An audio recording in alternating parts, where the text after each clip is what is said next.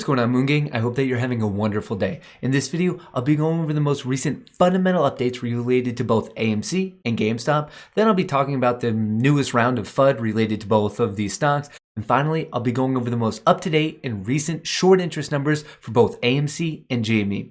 Before we get into that though, I kind of want to go over some of the newest positions in the Moon Gang public portfolio, just so you know. As of today, I do have a put position on VIAC, strike price of $38, expiration date of April 23rd. The reason I took this right here, VIAC is on the right side of your screen. It's just looking super weak, so I'm playing it. If there is a continuation of this breakdown, I think that it could have a really nice reward. And on the opposite side of that, I have some Tesla calls, $700 strike price, expiration date of this Friday. And I did it because Tesla's breaking out. It looks pretty strong. I think in the tomorrow, maybe the day after, I think there's a very real chance it could be testing 715, 720. And at that point, I think there would be a nice payday for Tesla. Just so you know, this trading platform is Webull. You can use it for absolutely free and also get free trades on it. And if you sign up and deposit $100, you'll actually get 2 free stocks. That link is in the description of the video. All right, so now let's talk about AMC and GameStop.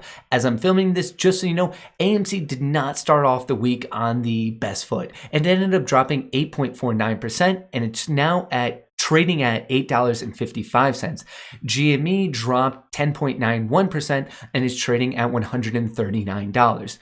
This means that GameStop is on SSR, the short sale restriction list, which basically just means if it drops 10%, it goes onto the list for the remainder of that day and the full next day. So for all of tomorrow, April 13th, GME will be on SSR, which just means that it's much more difficult to short it. It doesn't mean that it's impossible to short it. It just means it can only be shorted if the stock is actually trending upward. It's referred to as the uptick rule.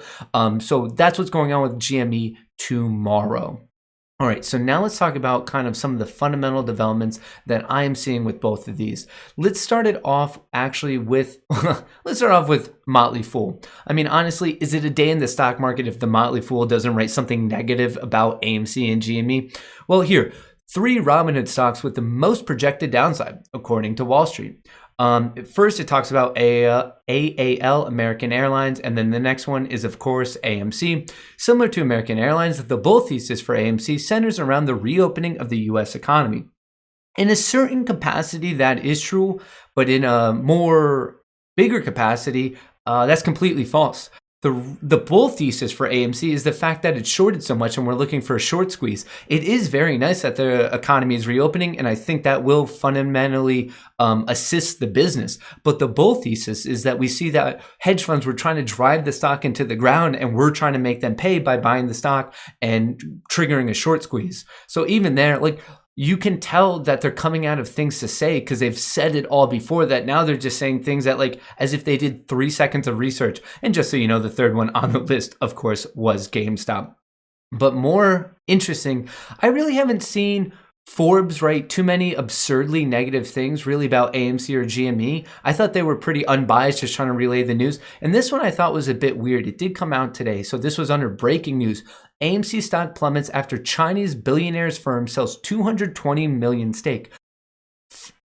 This isn't untrue, but it's definitely clickbaity. They were definitely going for a big headline here. I actually covered this over the weekend. This is in reference to the Wanda Group selling. So basically on Friday, April 9th, through an SEC Form 4, we knew that Wanda Group was kind of selling off some of its shares in AMC. They've been involved with the company since 2012. And what's weird is right here. In a Friday regulatory filing, which is fair, it did come out on Friday, Wanda basically disclosed that it was selling off more than 15.6 million shares in early February and March, and it now owns 6.8% out of the outstanding shares. So even though this is true, I was a little confused because it's not breaking news. We actually knew about this early on Friday. This wasn't new news today. They're almost it feels awkwardly 4 days late. But more important than that is if you read through it and please do your own due diligence. I'm not a financial advisor. I'm just sharing the evidence and data points that I can accurately provide. I want you to come up with your own conclusions.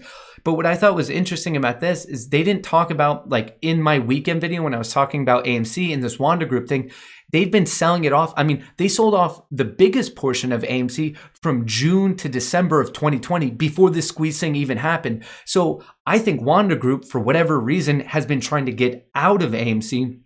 And they saw that the price was inflated because of this whole storyline related to the short squeeze. So they saw a good opportunity to get out. And I was a little bummed out that they didn't talk about it much in this. They made it seem like Wanda's throwing in the towel on the short squeeze and they're giving up. I just don't think that's true. I think they're missing part of the story. So I just want to share that about Forbes and also whatever was going on with Motley Fool. But really, at this point, how much do we expect from Motley Fool? So now let's switch over gears to some fundamental updates for GameStop. GameStop initiates search for new CEO. That's pretty exciting. When this came out, it was kind of associated with this spike at the end of the day in GameStop. There was a little spike in volume. We saw some green follow through. It was pretty exciting for GME.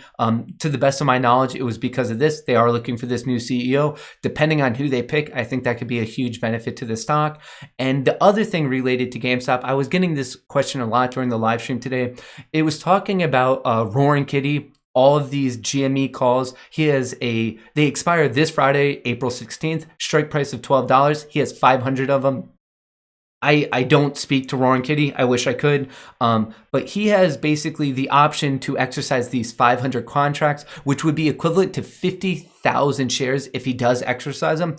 So whether he does or doesn't, I want to clarify that whatever market maker sold him these 500 contracts, there is a high probability that they already own the 50,000 shares if Roaring Kitty wants to exercise them. So it's not like Roaring Kitty's going to say, yes, give me these 50,000 shares, and then the market makers are going to go out and buy them. We're not going to see that type of buying pressure. There's a very, very high probability they're going to control their own risk. There's a very, very good chance that the market maker already owns these. I'm just trying to clarify. I know that's not the best news. Of course we want the buying pressure of an extra 50,000 to go through, but it's my duty to share the knowledge that I have, and at least to the best of my ability, to my understanding, there's a high probability that market makers already own the 50,000 shares, whoever sold him these 500 contracts, just so you know what's going on with GameStop and Roaring Kitty. If I had to guess, I would guess that he does choose to exercise these contracts, but like I said, I don't speak to him. It's just a guess. I think he would want to go up to 150,000 just so he has control of that. It wouldn't keep the fight alive, but honestly, he still has 100,000 shares of GameStop. He is very, very much invested into this entire situation, and I think it's super, super admirable. All right, so with that being said, now let's go back to AMC. The short interest is now sky high for AMC. Look at this. The short interest change is up 3.78%. It's now estimated to be just below 21% of the overall free float. If you look at the shares borrowed and the shares returned today, the net difference is about an extra 5 million. And today we started off at the shares on loan of 131.5 million. So roughly, you could add a couple more million to it. These are record numbers. Remember, shares on loan are basically one hedge fund willing to loan them out. Someone else borrows them so they can short it. That doesn't mean that definitively all of these shares are shorted, but we could assume a pretty high number of them are. And this number, day over day, really ever since March 17th, or Thursday, March 18th, it's just been going higher and higher and higher. I have to clarify this in every video because it's super, super important. A high short interest doesn't increase the chances of a short squeeze, but as it goes up, if a squeeze were to happen, knock on wood, when it does happen, that means that the price that we'll go to will be even higher. In addition to that, the utilization out of the shares that are on loan, the ones that are being borrowed, the percentage being borrowed of the ones that could be borrowed, we're all the way up to 95.89%. This is incredibly high, incredibly high, and it's going higher per day. I didn't expect the numbers to get this high, and yet day over day, we are trending higher and higher. So once we get some sort of bullish sentiment and positive price action follow through, these shorts more and more are going to be in more serious pain when the stock tracks upward. In terms of GameStop, Today, the short interest actually dropped a little bit. I think because GameStop sold off, we were down over 10%. I think some of these people were just like buying it in, like taking their profits on the short position. So I think we were seeing a little bit of people covering, but still keep in mind the short interest is now 23.7%. That's still a pretty considerable short interest, and utilization is down at 30.35%. So with this, people today were asking me what's the most important. Is it the short interest, the shares on loan, or the utilization? I very earnestly believe you have to look at all three in tandem. They all tell you a little bit different of the overall story, and you have to see how all three are moving together. Excuse me. It's all three of them that paint the full picture. So that's why I would recommend checking them all out.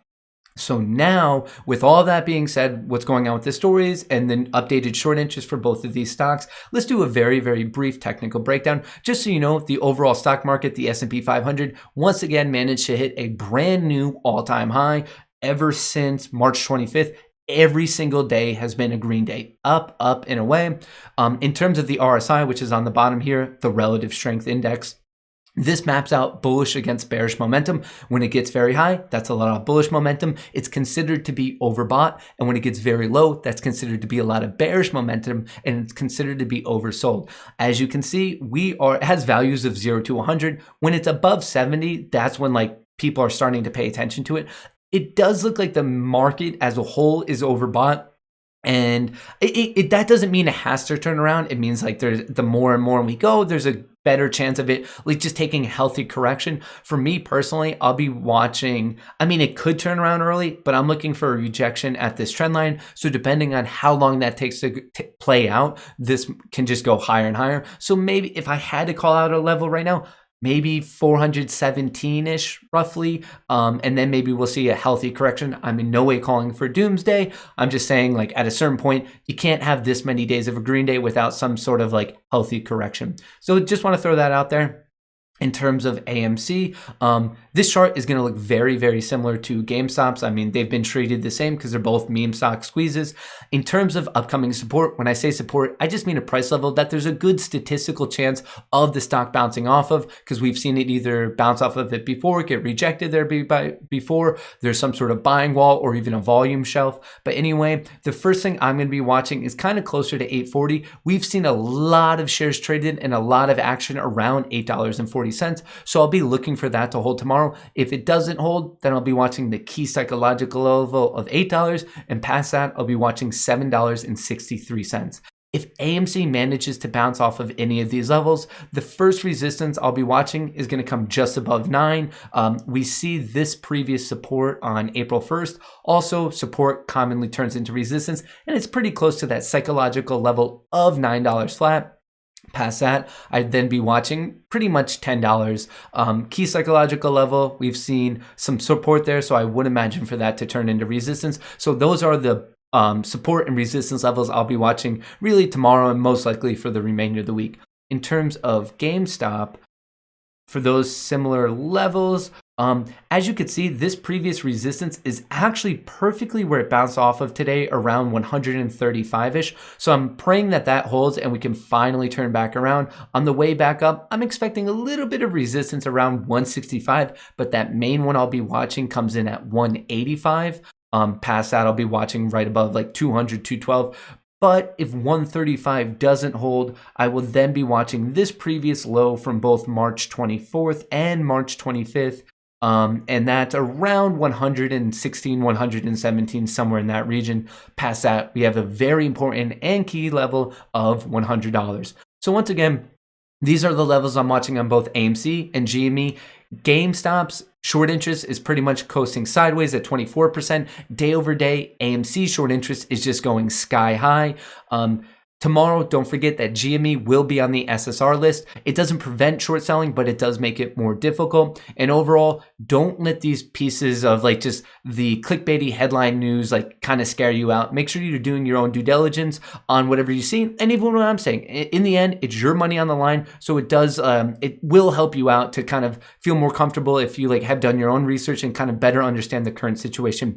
With all of that being said, I would love to know your current thoughts on what's going on with AMC and GME in a comment below. Don't forget that if you enjoyed this video and you found some utility in it, I would be much appreciated if you could drop a like and leave a comment. Both of those things really help me out with the YouTube algorithm. And if you want to be a member of the Moon Gang and participate in some of these daily live streams and stay up to date with videos like this, all you have to do is hit that subscribe button, go over to that bell icon, click on it, and switch it to always. Until I catch you next time, best of luck in the markets.